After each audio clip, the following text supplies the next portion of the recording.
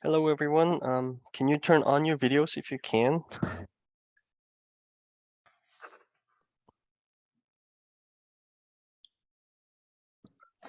Okay.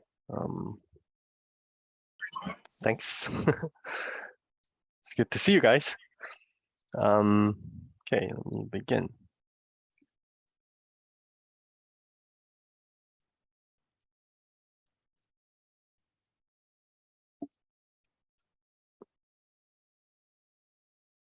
Can you all see the screen?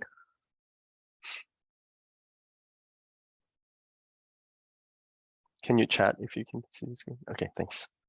All right. Okay. Okay, let's begin.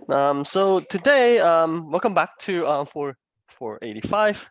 So thanks for answering. Okay. So today, what we'll be learning about is compiler. So basically, today we'll learn about how a program is basically executed. Okay, so you build a oh, I forgot to turn on my own video. Okay, so what we'll talk about is how a program is actually executed.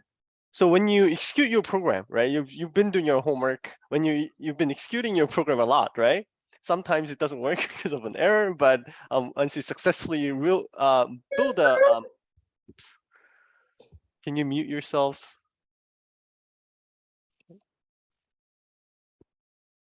Okay. So anyway, so when you successfully compile your program, then you are able to run your program, right? Then then this lecture, what this lecture will tell you is how a program is actually run. Of course, this is a tools class, so this won't be too much focused on the theory or the or too much of a technical details inside how the program is built and executed, but we'll look at how the program is built and executed from the tools point of view. Okay, all right. Hopefully this will give you, so expect this lecture to give you some high level idea of how the program is actually built. So when you compile, what happens? Okay, and when you run, what happens? Okay, hopefully through this lecture, you have a better idea of what actually happens when you compile and you execute your program. So this is why it's called compiler, right? Let's move on. So let's start with the life of a program. Okay, how does so what is let's look at the life cycle of a program until you delete it. Okay, so what do you first start with? With your source code, right? Okay. Once you compile your source code, you get something called object file or relocatable object file. Let's just call it object file. That's why it's called O, right?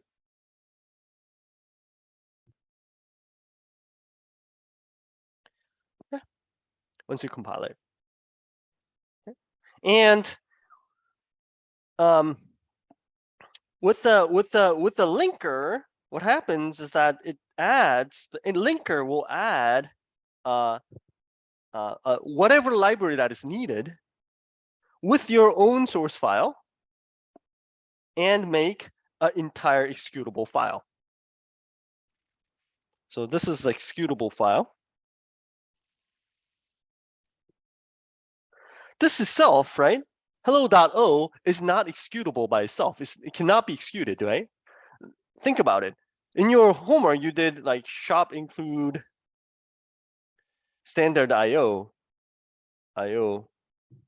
Sorry for the terrible handwriting, but you did something like this, right? And then you also used printf without any declaration or definition, right? You never wrote printf yourself, right? But you still can use it, right? So what happens? What happens is that in the linker, this is included, or this printf is included in a library called in a library.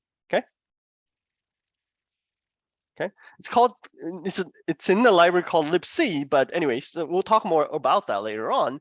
But here, just understand that printf is actually defined in some library. Okay, it must be defined somewhere in order for you to use it, right? And it is stored, it is written inside something called a library.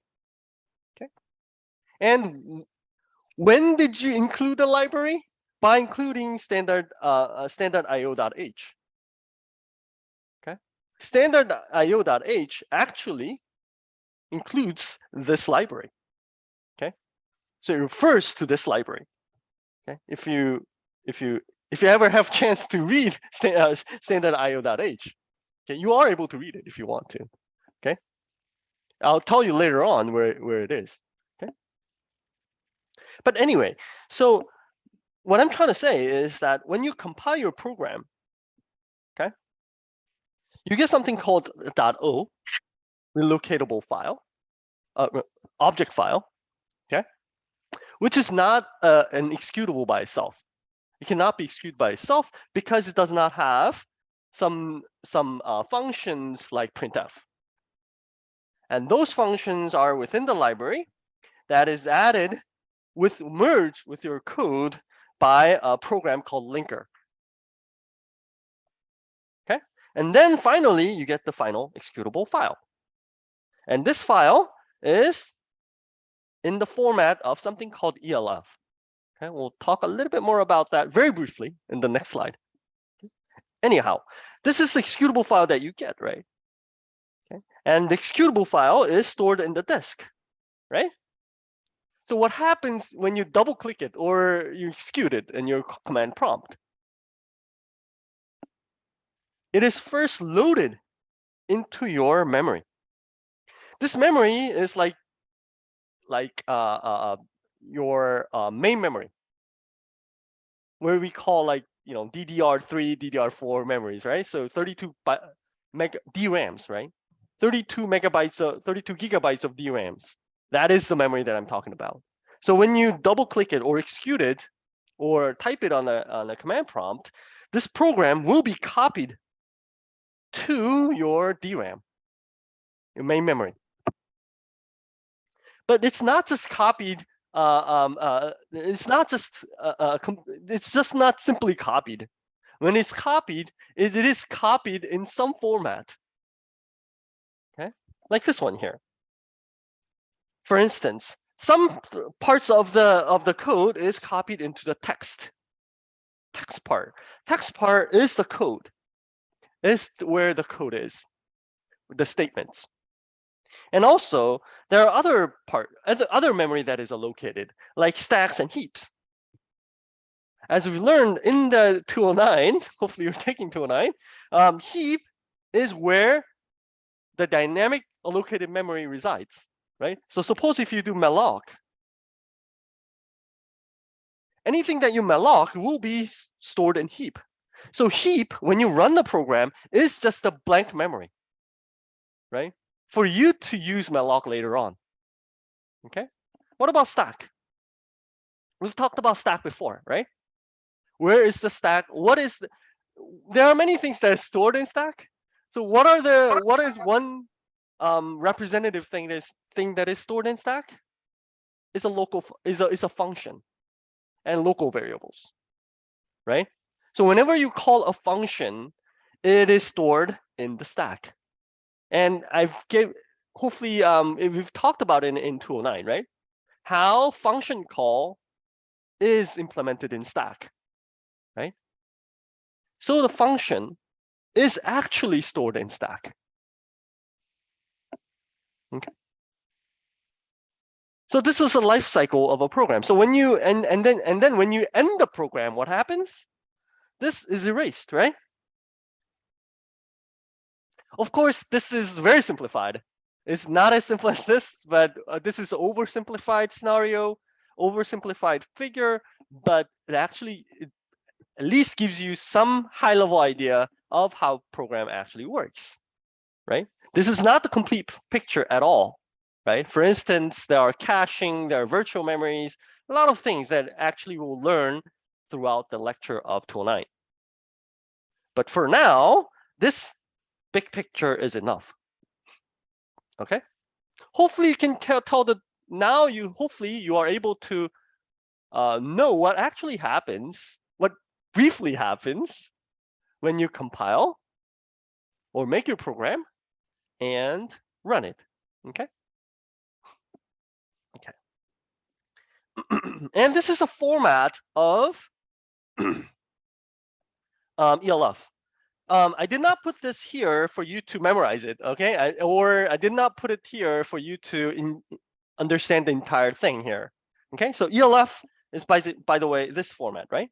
So any executable file, okay, is in ELF format, or even any object files are in .o files in ELF format. And any executable file is ELF format, as also something called, this is a shared object files or library file. We'll talk a little bit more about what the relationship between .so file and the library file later on in this slide. But anyhow, this is one type of library, .so file, shared object files. All these three files are in ELF format. In other words, when you compile your program, both your executable and .o files are in this format. Okay, and this format is the format that is stored in the disk, right? As we saw here, right? ELF is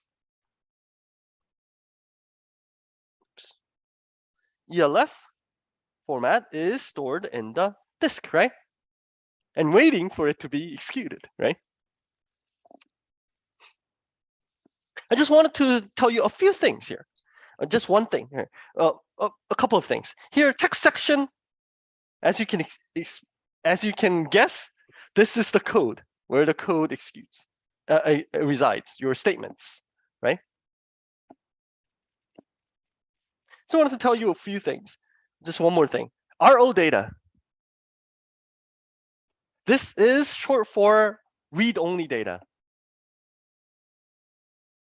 I put this here for us to get a link, get a connection to EE209. Okay, so read-only. This sounds familiar to you, right?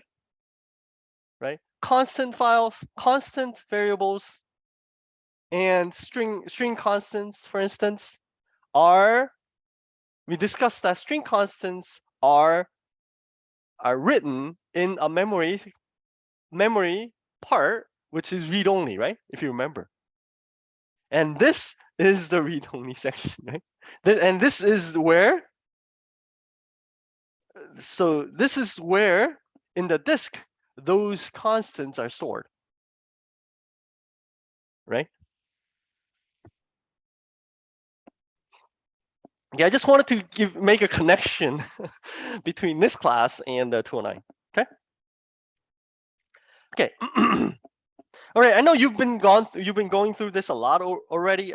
Building a program, so you just run this, and GCC 209 is actually a script, and hopefully you have had the chance to open the script and read it yourself, and copy it onto your own machine from the previous assignment in 485, right?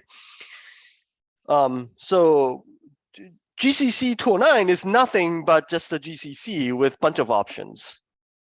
Okay. All right. So what happens when you actually run GCC 209 and when you run GCC 209 and with your source code? Okay. Well, it actually goes through multiple stages, and we've talked about this in the very first lecture of 485. However, I'll actually give you a little bit more information in this lecture. Okay. All right. So so what do? We first do. So by the way, when you listen to this lecture, try to or study this lecture yourself.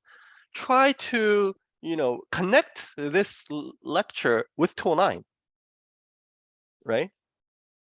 So they are. It will be very helpful for you to, if you can connect whatever you learn. I'll try myself to connect this lecture to 209, but please do your part to try to connect this lecture and 209 so that you actually get a understanding of over a much better overview or much better understanding of the entire picture. Okay. So 209 is more about the more about in-depth technical contents, right? And this is more about high-level concepts and tools for to understand those concepts, right? So if you can connect these two classes, then that will actually give you a pretty good idea about the overall concepts and along with the technical depth, right? Okay, try to do so, okay? Okay, coming back to this lecture, if you do a GCC 209, this is what you typically do, right?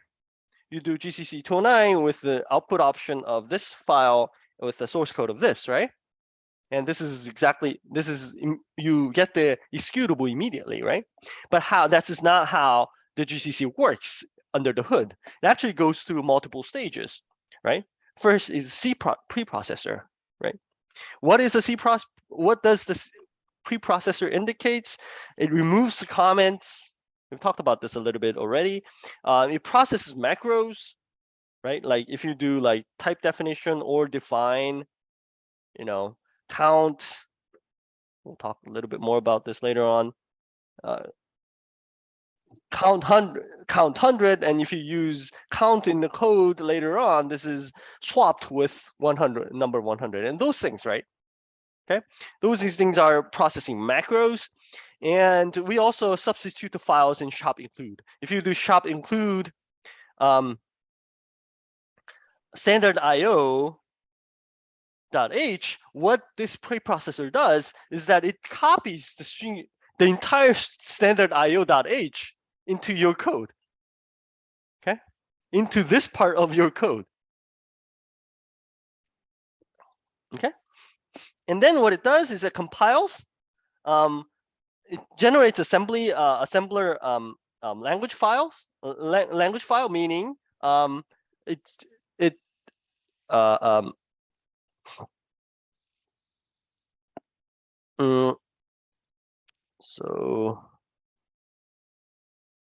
so compiler changes to assembly code, okay? So which is actually a machine code. And then this assembler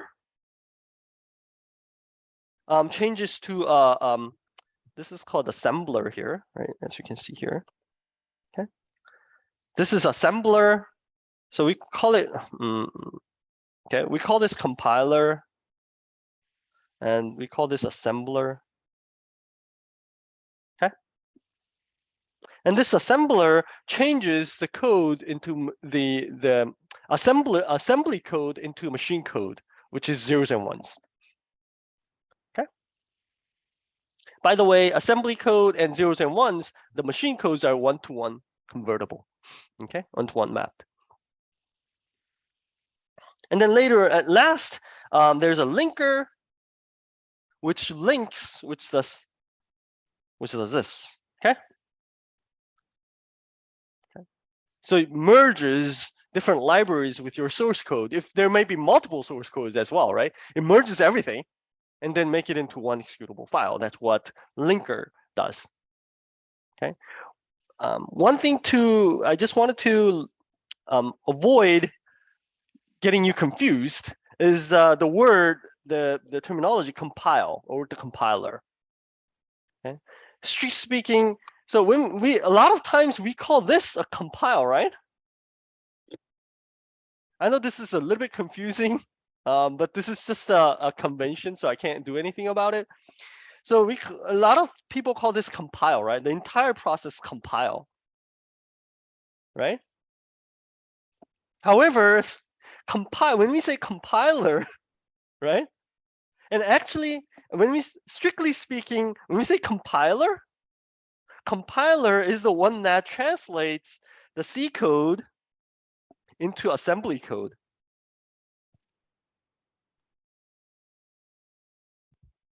Okay. Okay.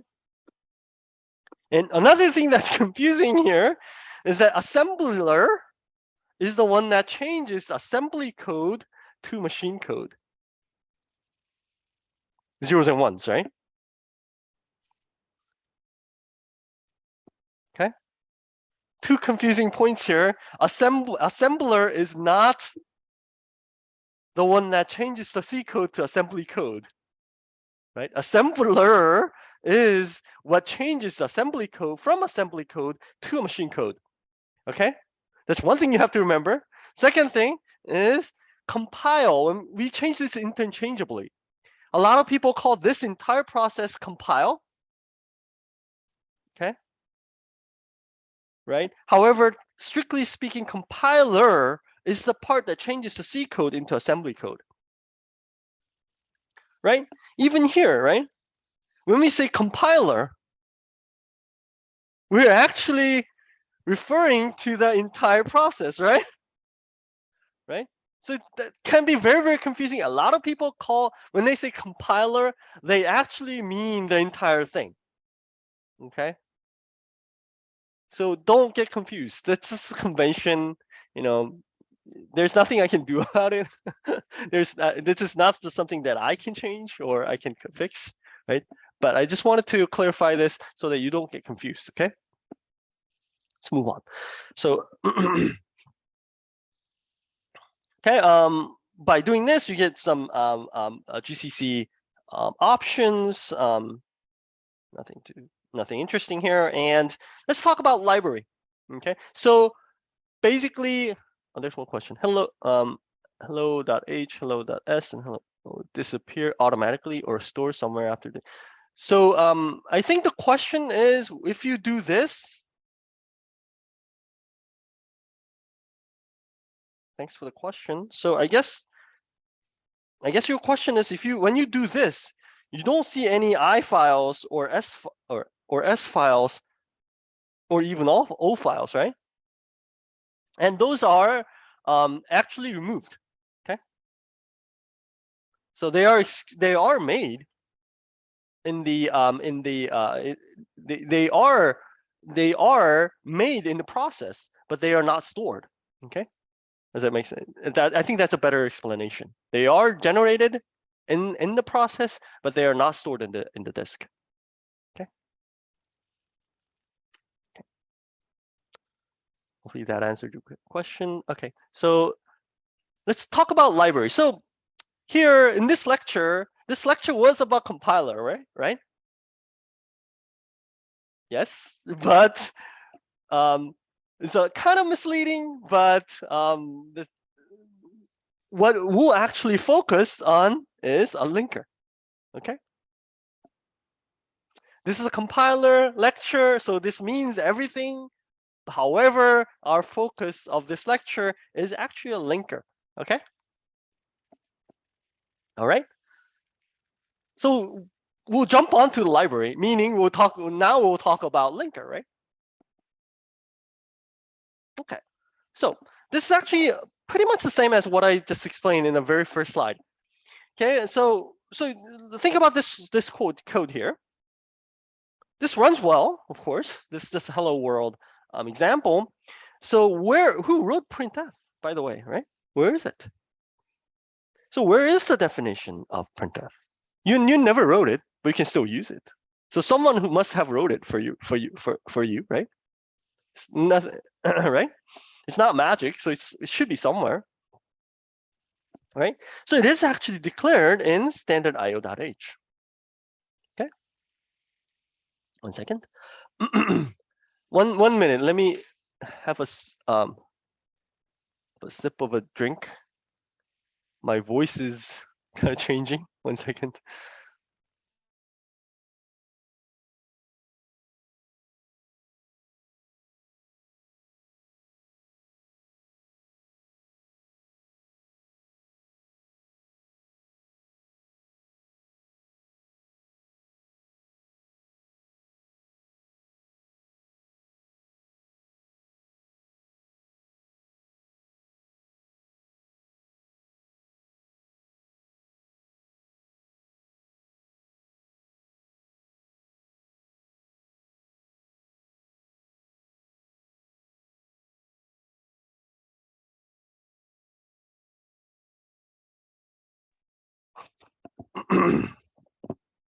My voice sounds a little bit weird. I hope it's not coronavirus.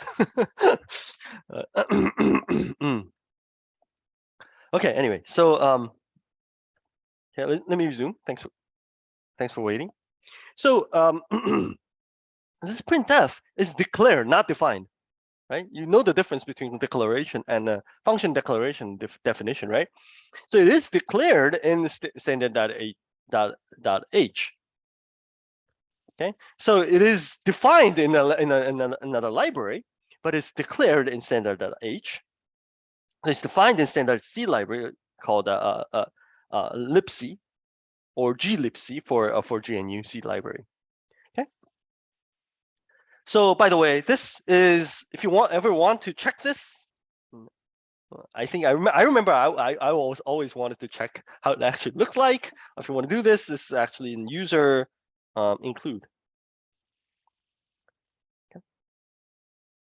You might want to go there and check it and to see if printf is actually declared. Then you'll be able to find it there. Okay. Okay. And so that's it. Nothing more about this slide. Okay, so this is that is why we need the library, right? Because we don't want to write everything ourselves, right? Some functions are used over and over again, right? Like printf and many other functions that you use, right? And those things should be given to you, right? To start with, instead of you need to write everything from scratch, right? That is much faster, right? And that is why we have a library.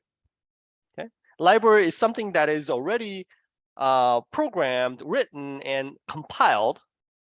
Okay, okay, it's an object. It's a type of object file, so it is compiled already by someone else. Okay, and given to you so that you can link it when you generate your executable file. Okay. All right. How do you use a library? Okay. Okay. So it searches for the so if you do using a library is done by this option here, -l library name. Okay. So if you want to use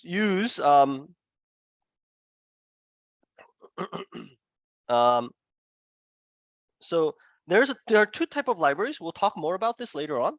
So something with a extension and SO extension. Okay. This is called static library. We'll talk a little bit more about that later on. This is the dynamic library. We'll talk a little bit more about that. But anyhow, for now, let's just accept that there are two types of library. They're both libraries. So if you want to add the library, then what you do is you put an option at GCC called LC. This means this adds a library called library c.so. Okay. Okay. Or a.a. Okay. All right. That makes sense. So let me, maybe this is unclear. So okay. Okay. So what this is doing is it's minus LC, right? So it means it takes C from here, right? Right, C, and then it's always prepended by lib. Okay. This is what it's saying here, right? Right. Similarly, so it can be .a or .so. Okay. Similar for these two, other two, right? If you do L, then library M is a math library. So if you want to use like cosines and sines, then you should use this. And this is for thread. Okay. I'm not sure if you have learned thread here, but I'm pretty sure you'll have a chance to learn about threads later on. Okay. All right. Okay. So how do we generate executable binary? There's a question of what if we want to use multiple libraries? You just do L this, L this, L this. Okay. All right, let's move on. So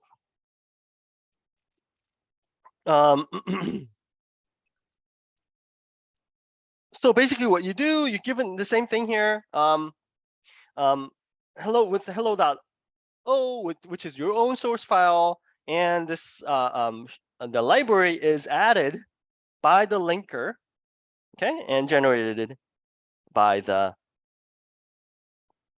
and it generates executable file. I'll talk a little bit more about okay. I'll give you a little bit more information about this later on when we talk about dynamic memory, or static, the static library and the dynamic library. Okay. And this is optimization options. Okay. Maybe this is a good time. Okay.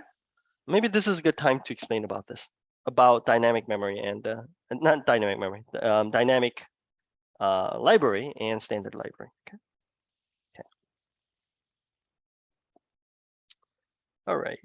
Okay. Strictly speaking, let me talk about differences between dynamic. Okay. Okay. Static library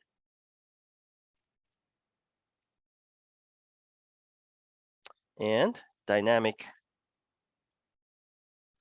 library. Okay. Okay. So what is this? Is .a .so. Right. So okay.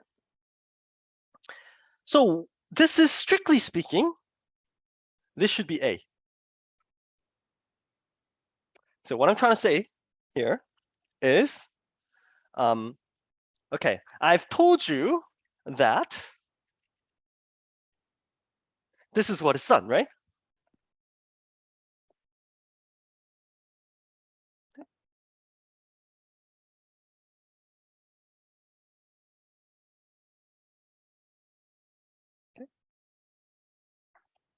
So at compile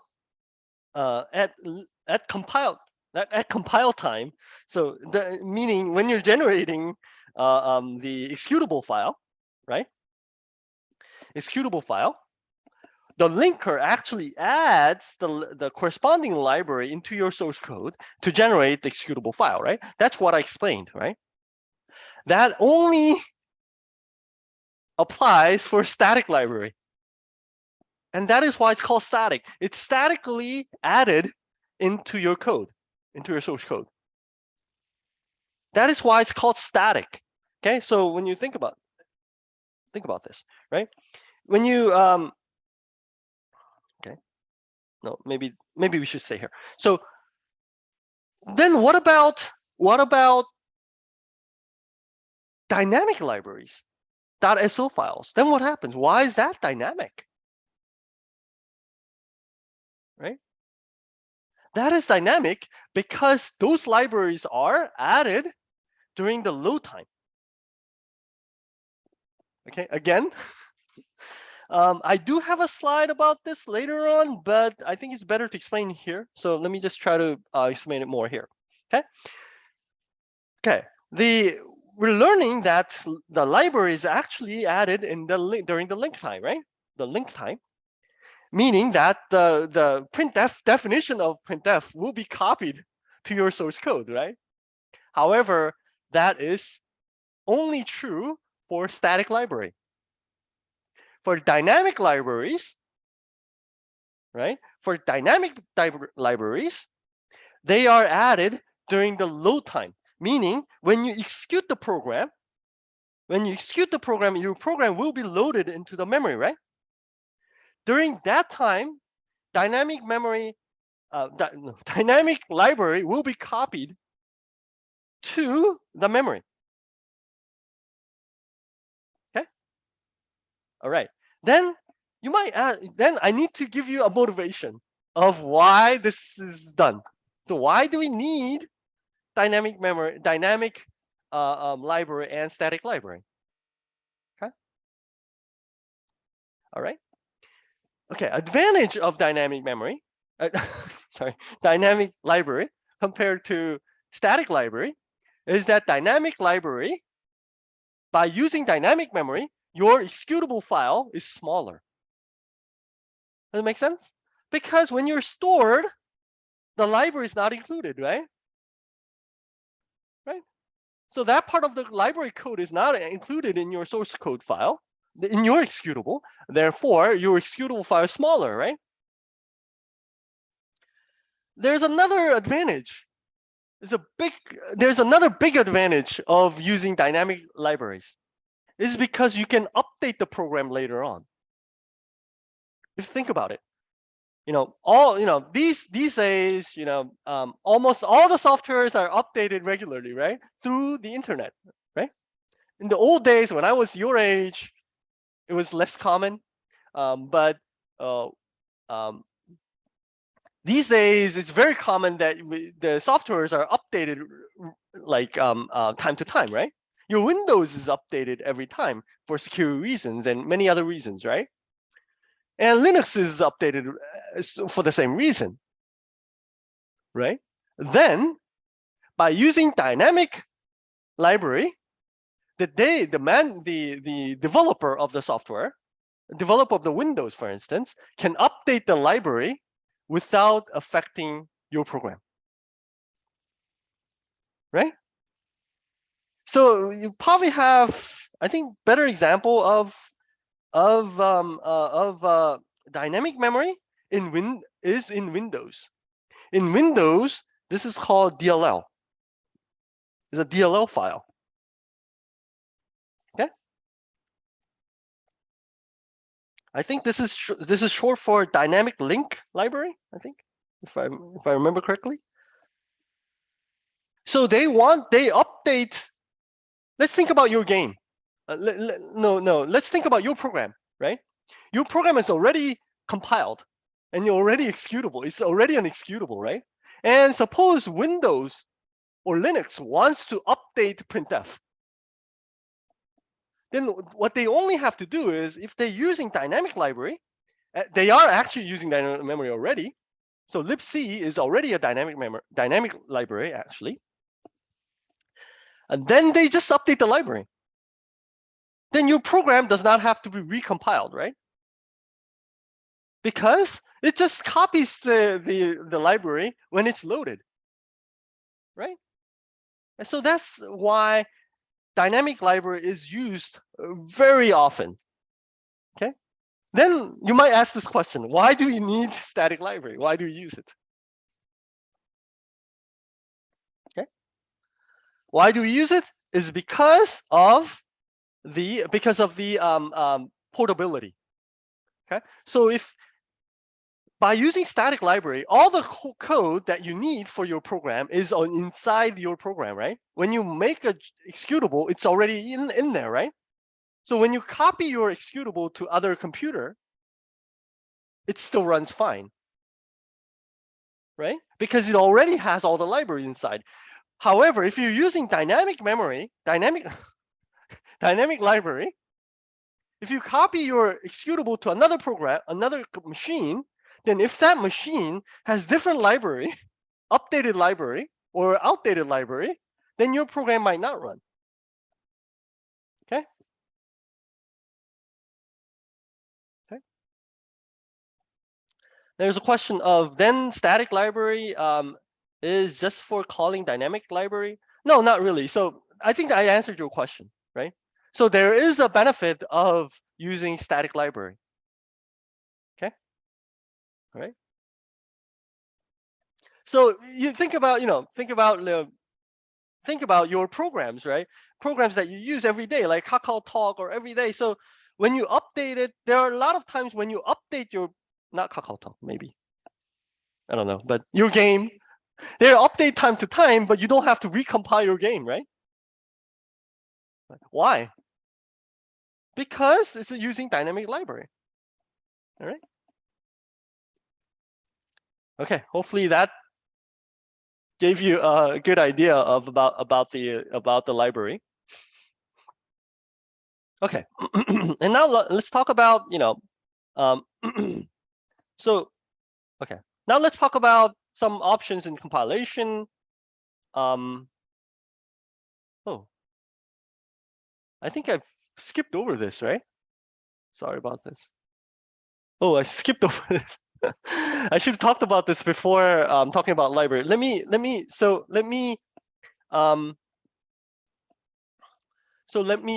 explain this first. Before that, I think I have a.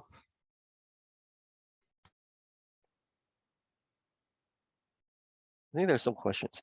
So how the program determine how the program determine when to use dynamic and to use static library? Well, the different libraries with the different names can have can be a static library or dynamic library.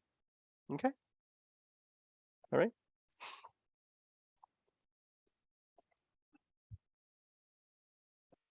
Another question is static libraries still need to be linked to object file.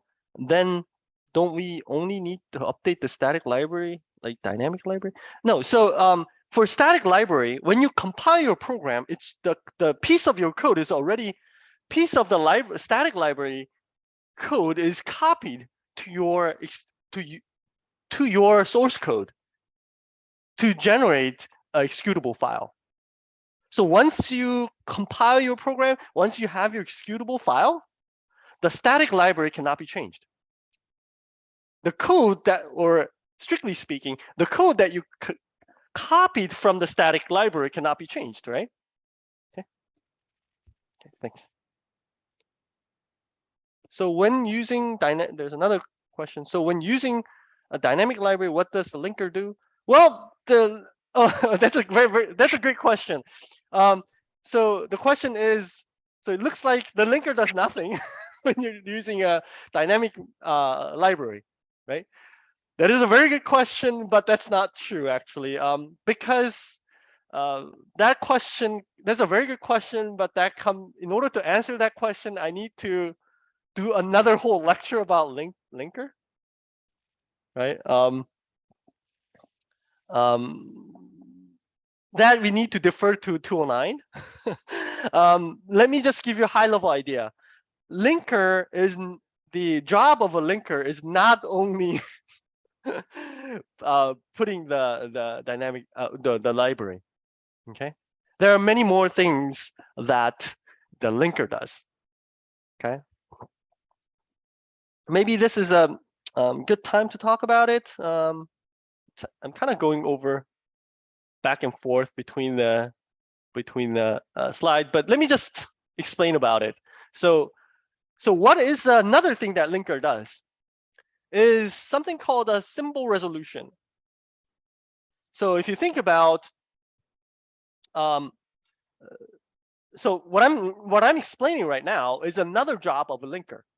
Okay, linker not only copies static libraries and static libraries, but also does a lot of different things, right? Where one of them is called symbol resolving symbols.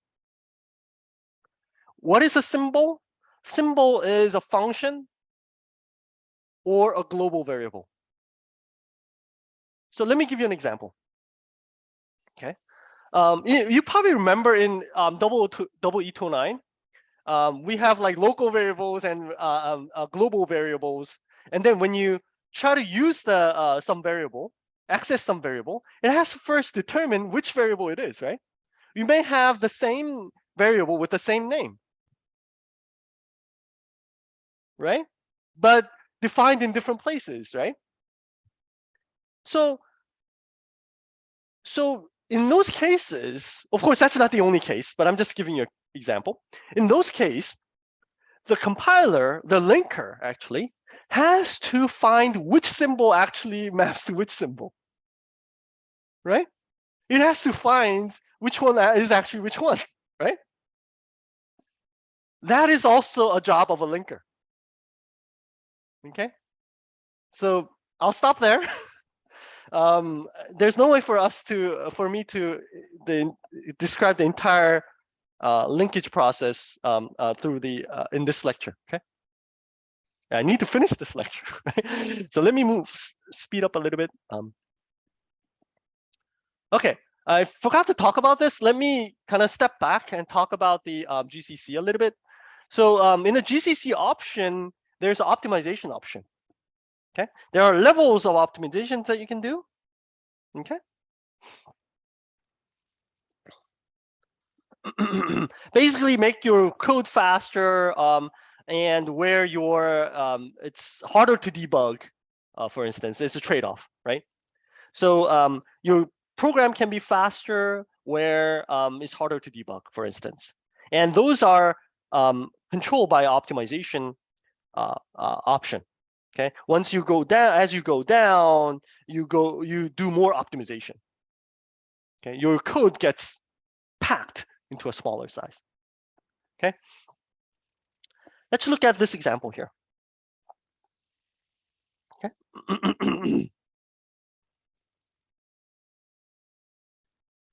All right.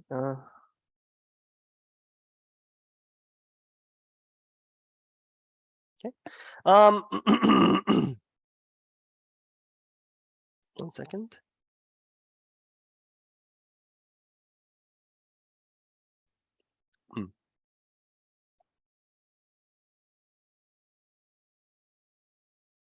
Okay, so what this is doing is nothing, right? Just counting up to this number, right? Nothing. But we're trying to find how fast it is by using different optimization options. If you do just this, we didn't do any optimization, right? So if you do, by the way, this command is to find the time to execute this program, okay? To run this program, okay? And if you do this, you get some time, right? It will spit out some time, the amount of time to run this. However, if you do this, which you optimize to the first level, right? Reduce the code time and execution time. Okay. Then if you do this, then actually this will be faster. Please try it yourself, right? This will be faster. Why? Because it's optimized. How does it optimize? In this example, why it becomes faster is that the I value will not be read from the memory. If you by giving this option, this I value will not be read at each cycle, each iteration. Instead, it will just use the last value, the previous value of I, and then add to that. Does it make sense? So this is related to caching. So in other words, do we want to use cache for I? So I know this might be a little bit confusing to you. So um, so don't worry about caching here. Okay, so let's not talk about caching. It is about caching, but I don't want to confuse you. So so what this does is that if you do optimize one, then it will just take the previous I value and add one to it every iteration. Okay, but if you don't do this, in this case, what this will do is the program will read I from memory over and over again. Okay. Then you might ask a question. Okay, where is the previous I then? Right? Where does this get the previous I? Where is the previous I stored? It's stored in something called cache. Okay. Okay. You can think of like this, right? Maybe I should stop here. I don't think I want to go into more depth on this. Okay. Right. So that's why this is faster, significantly faster. Try it out yourself. By the way, I tried this myself, but this number is too big. So I suggest removing some numbers here to test it. Otherwise, it will take too long. Okay. What if you do, there's a keyword called volatile. What this is doing is that it enforces the computer to read from the memory every time, okay, instead of using cache. Okay, so by doing this, even if you do optimization, the speed will be the same. Okay, because in your code you told the computer not to read from the cache, right? Okay, these are different options. Okay, we talked about libraries. Going back to libraries. Okay, so I've actually explained all about these. Okay. All right. So let's look at an example here. Main.c, and this is just what it just does is that takes two numbers and swap the two numbers and get your name and say, okay, good job. Okay. So if your name is Songmin, say Songmin, good job, and that's ends the program. It's nothing. So and we have a header that has this declaration of the function and of the swapper function. So it uses the function called swapper, and we'll define a library. We'll make a library that has swapper underscore v1. Okay. In order to do so, we first have a header file that has the declaration of the function, and we also have to have we have a definition, right, of a swap function, and which is written in swapper.c. How do you build this? Well, let's talk about static library first. How do you build it? We do this. Okay. So how do you build a static library from static swapper.c? Okay. So we need to have .a, right? How do you get it? The question is, how do you get it? Okay.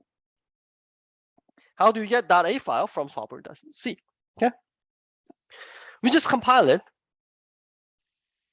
Okay. And we get .o file. Okay.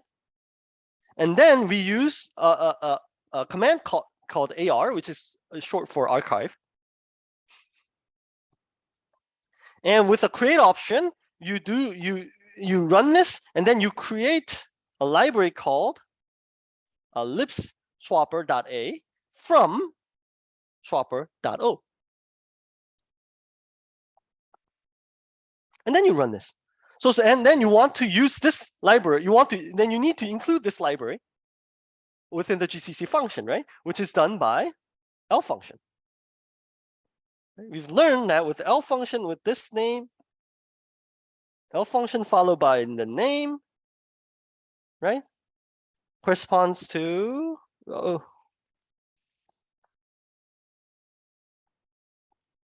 corresponds to, oops, where is it?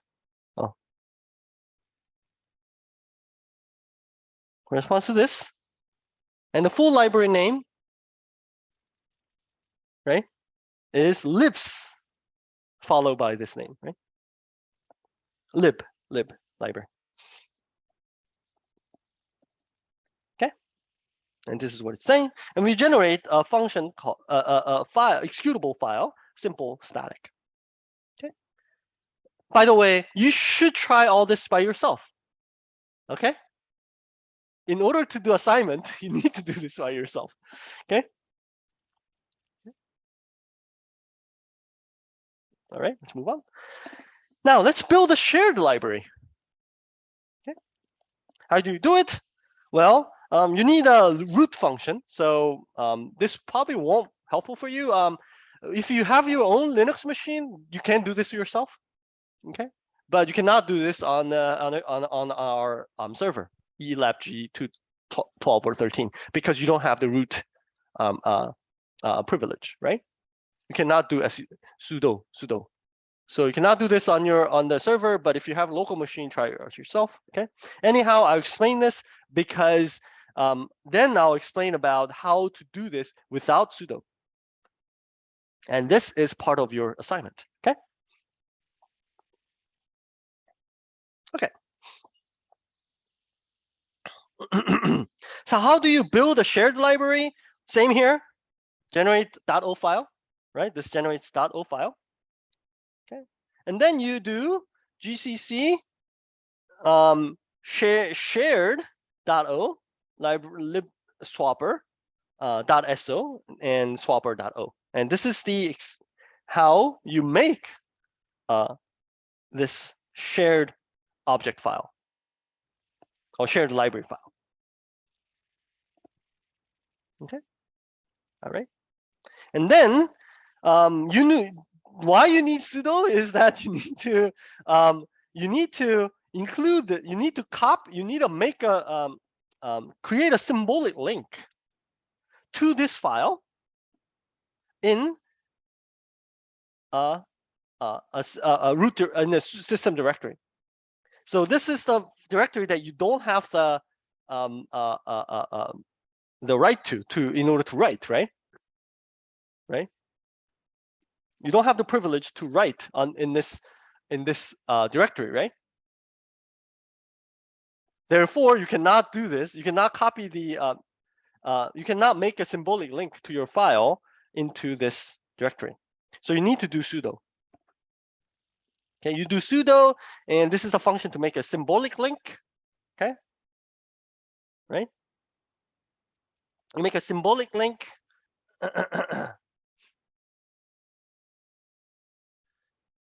By the way, this is wait a minute. Okay. What is a symbolic link? Hope you know. Hopefully you know what that is. I'm not sure what. In Windows, it's what is it called? Anyone know? Symbolic link. I can only remember in Korean. Anyone can remember? Anyone knows how symbolic link is called in Windows? I think it's in Korean. It's 바로가기. Sorry for international students. So anyone know that in English? A shortcut, maybe. So is that so in Windows it's called shortcut? Is that right? It's been some time since I've used the Windows version of the English version of the Windows.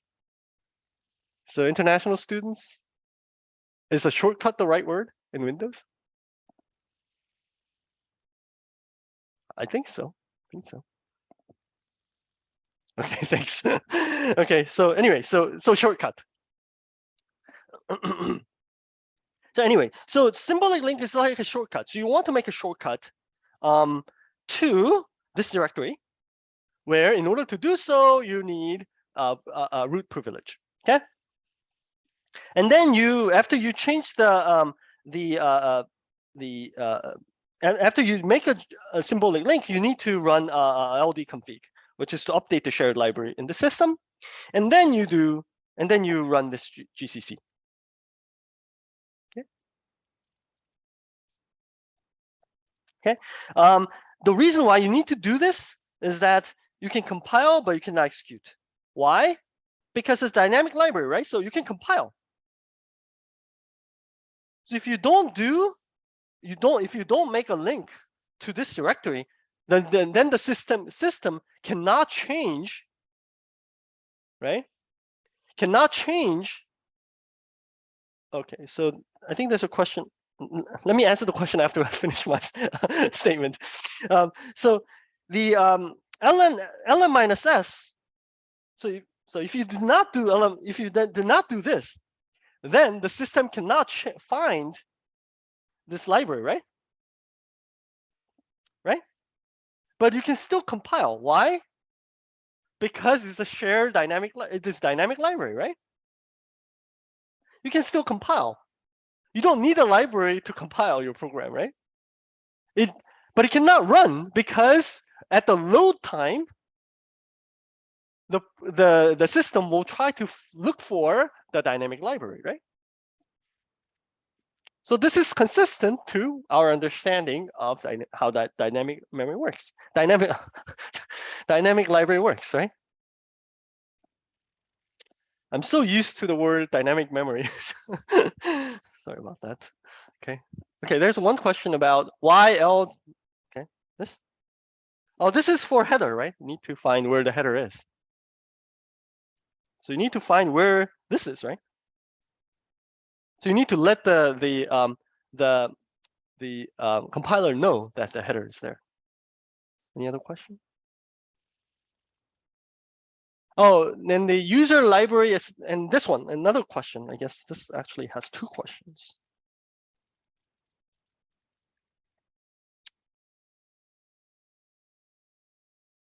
And okay, and this.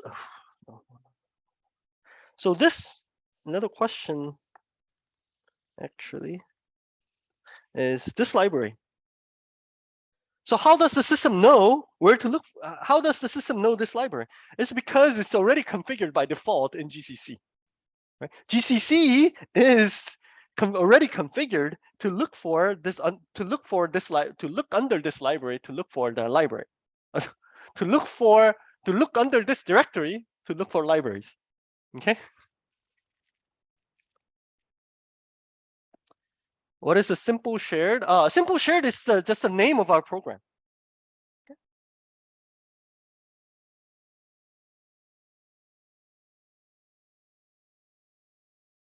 This is just the name of our program. So we build a executable under this name. Okay. Okay, that's understandable. Okay. Okay.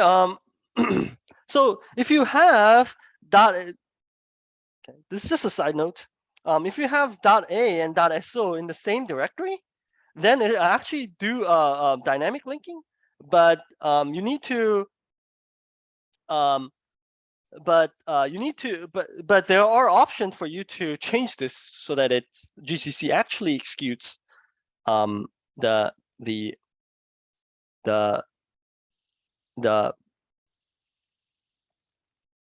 .a file. Okay.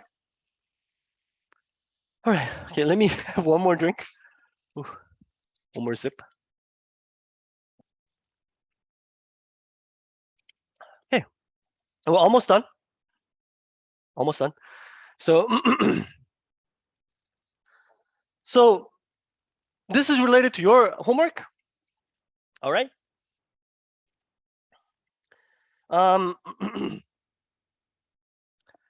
So what if you don't have the privilege to do sudo on the server? So what do?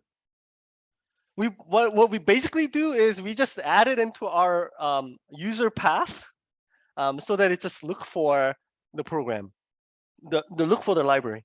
Okay, that's all you do, and this is how you do it. The same process here to get the IO, and it's the same here, right? Up until here is the same. Okay, you make .so file, you're done. So you've made a .so file. Given this, what do? You cannot copy this. You cannot make a symbolic link to the system directory, right? So what can you do? So you just leave it on your home directory, leave it on your directory, right? Wherever you generate it, you just leave it there, and then instead you make a so you tell the computer to look for this directory, your own directory, for the shared library. That's what you do. Okay. Instead of looking at the system directory, please look at my own directory, this directory, to look for shared library. Okay, that's what it does.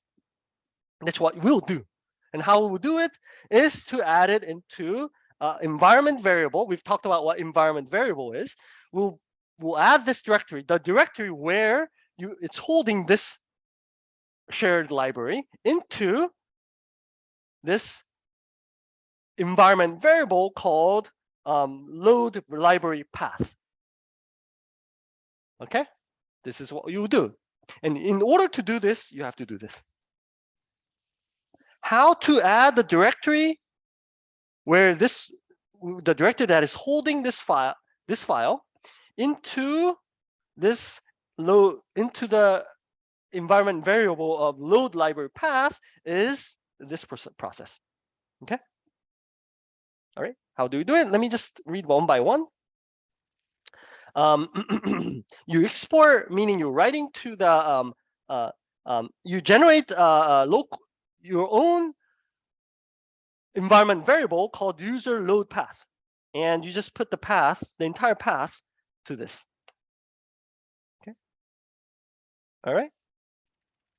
Okay. For instance, I put it my file here. Okay. Right, and then you export again. You write to the path.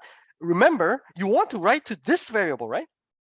This is the target variable that you want to write to, right? And this is different from this, right? They're two different things. So what we are actually doing here is we're first writing to this. We're defining a new environment variable like a user load path, and then we'll add this environment variable to this environment variable. That's what we're doing. Okay, and this is how you do it. You add user load path into whatever is already in the load library path. For instance, if the load library path variable was previously like home Songmin, oops,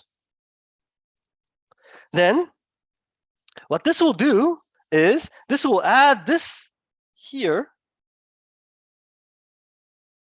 to the entire load library path variable. Okay. Then what we'll do, what the computer will do, is that it will look for the library here and then here, and then if you have more, then and so on. Okay. All right. Okay. Then after you do this, you can check the changes by using echo. Right. Echo is the tool to print the content of this environment variable onto the screen, right? All right. All right. And this is just some examples, just for your reference. I know it's hard for you to understand this slide, but I just wanted to give you some example about the symbols, right? So linker symbols is actually global variables as well as functions, right? Again, why? Right, and resolving symbol is what linker does, meaning it connects different symbols with its definitions, right? When you call some function, where do you know that function is there, right? The linker has to connect that function. When you use some function, you have to connect that part of your code into to the definition of the corresponding function, right? And that is also a function reservation. Let me just step one step further. Don't worry if you don't understand. I'm just trying to give you some more idea if you understand, okay? Don't worry if you don't understand. This is out of scope. So, but let me just give you, let me just move in one more step. So what is it doing internally? When you connect, so if you have a function call and a function definition, so you want to connect this, the linker should connect it, right? How do you do it? How the linker does it? Linker actually changes how should I put it? The linker actually takes the memory address, the starting memory address of this function, and then write it there, and then write it to the place in a part of your code where your function, where your code is calling that function. And then what happens is that as the computer executes your program, when it finds the function address, it will jump to that function address and then execute the function there. And then after that, it will jump back to your program. Okay. Don't worry if you don't understand. I just wanted to give you some idea why symbol resolution is needed and what at the high level what it's doing. Okay. Yeah, another example is a variable, as I explained earlier, right? Local, if you have a global variable, and then in order for you to, when you're accessing that global variable, the linker needs to link this variable into that global variable, the corresponding variable, global variable, right? Right. In other words, link the memory address of the corresponding global variable, right? Okay. And that is what the linker does.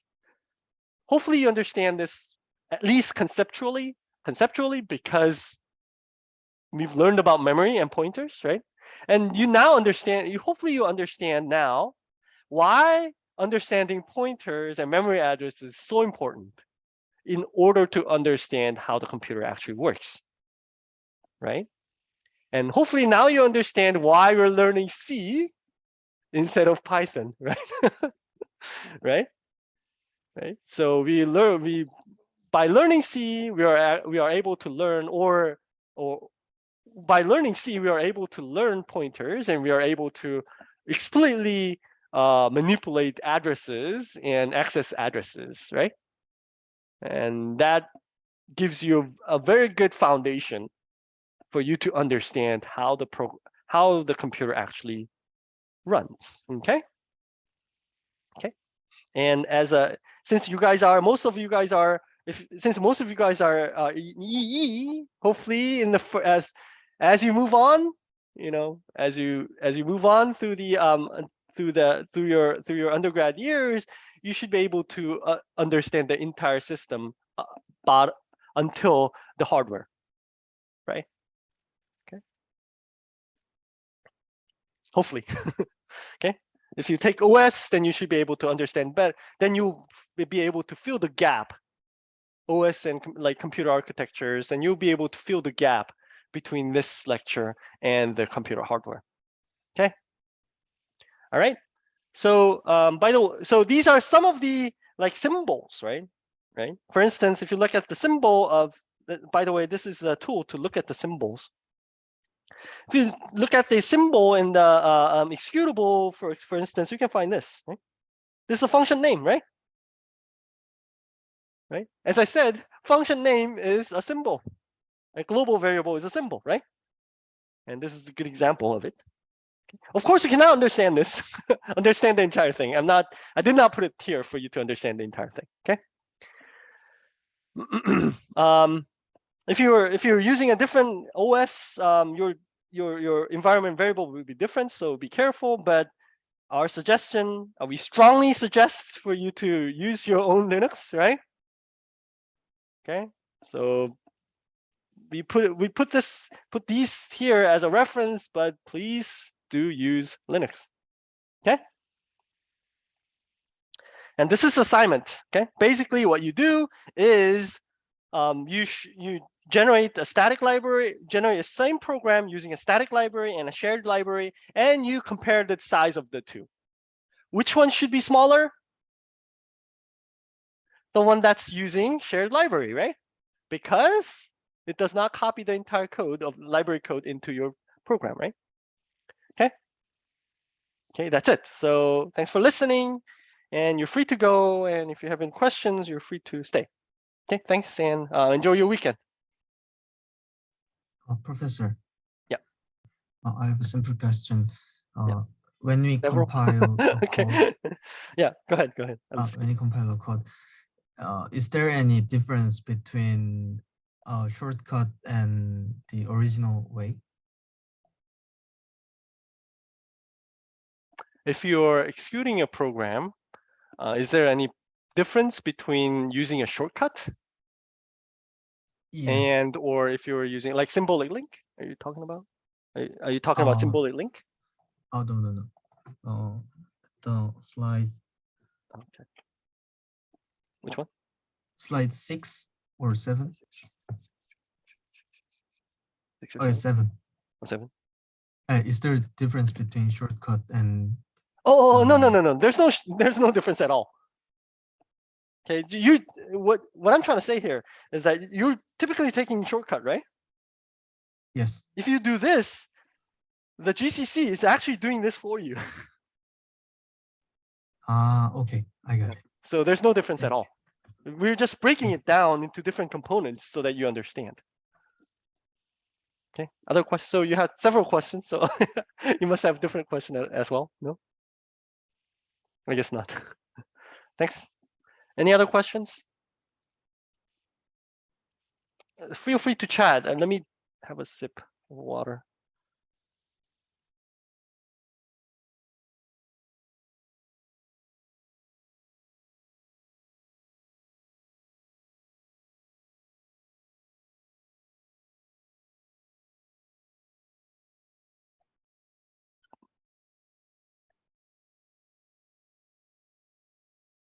No other questions?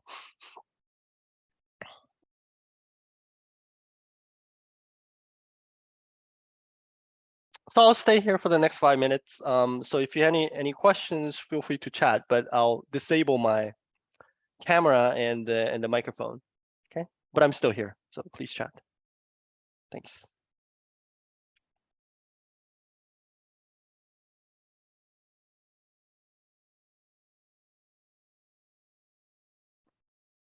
Oh, by the way, Kim Junha, I think I just saw you. So by the way, I answered your question on the Campus Wire. Hopefully you saw it. Thank you. Yeah, I saw it. Thank you. Thanks.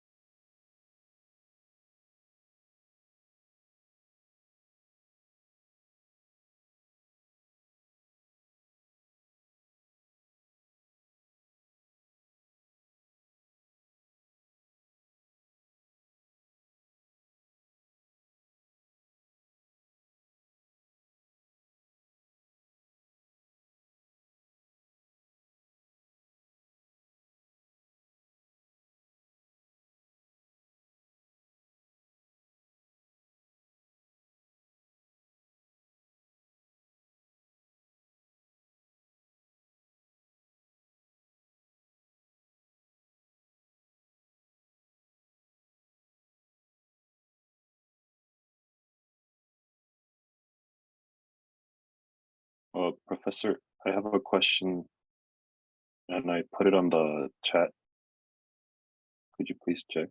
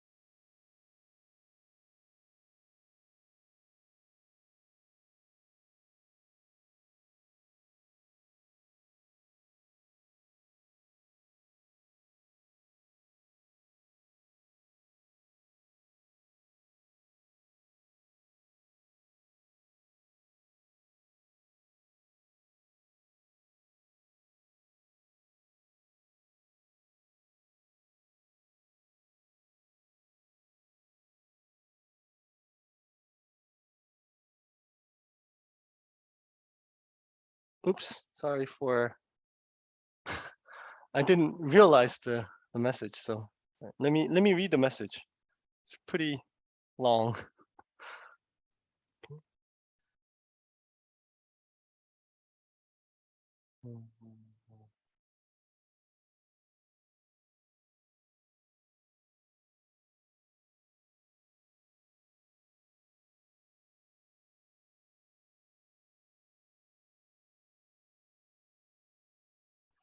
Kim Junha, I think you can speak up and talk about the question.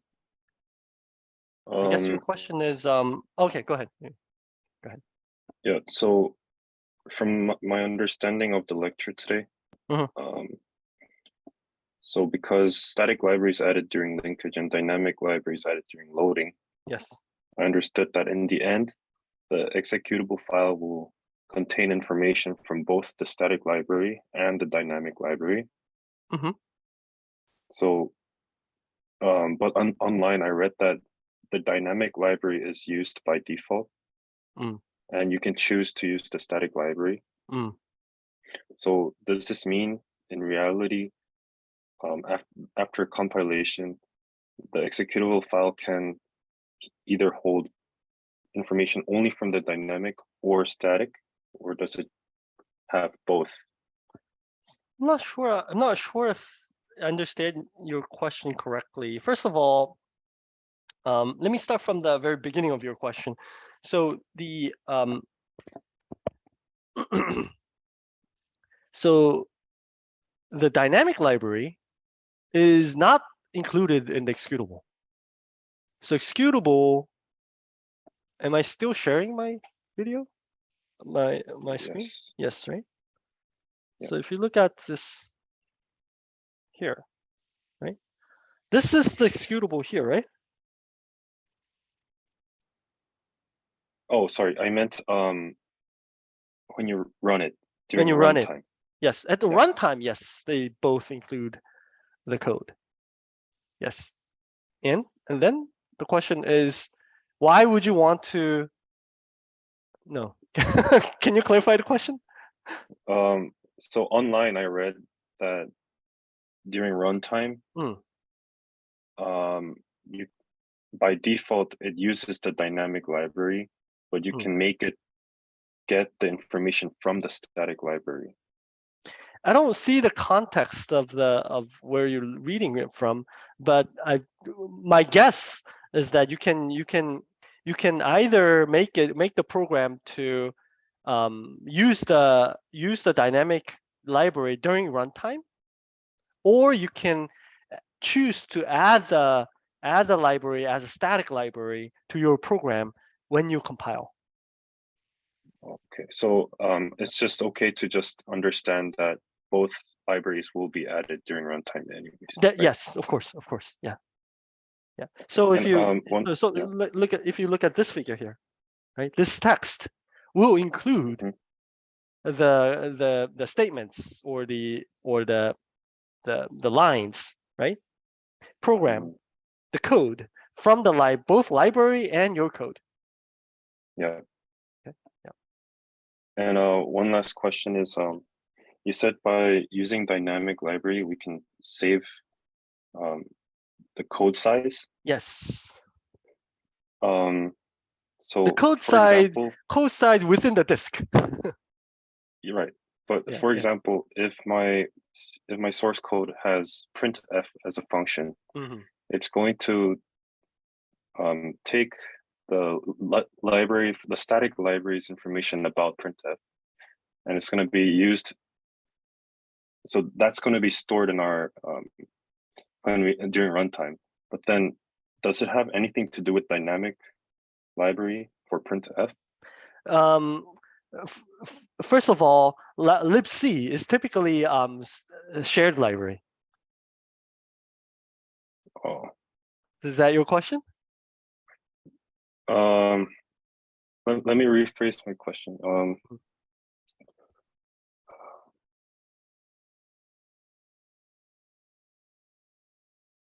So if I'm using printf, for example, or just any other function that's going to be that needs a library linkage. Yeah, so this is not about static or dynamic, right? It is. Is it? Oh, it is. Okay. Okay. Go ahead. So the compiler is going to link my function to wherever the static library is going to be at. Okay. So we were talking right? about the case of static library, right? Okay. For now, yes. Yes. But then when we run it, does it also create a link to a dynamic library of the same function? Well, there's no reason to do so. Okay, so dynamic library has different function declarations and definitions to the static library, right? So if you have already compiled, right? So if you have, so that's a job of a linker, right?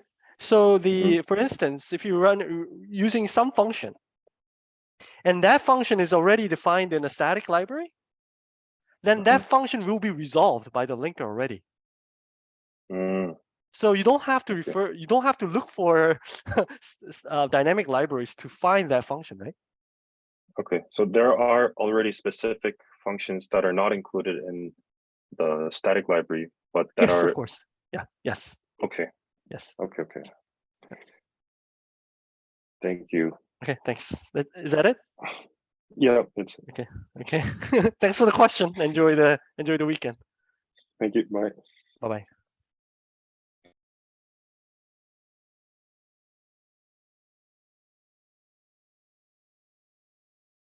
So I guess there aren't any more questions. So I'll end it here today. Thanks for listening. See you guys next week. Bye-bye.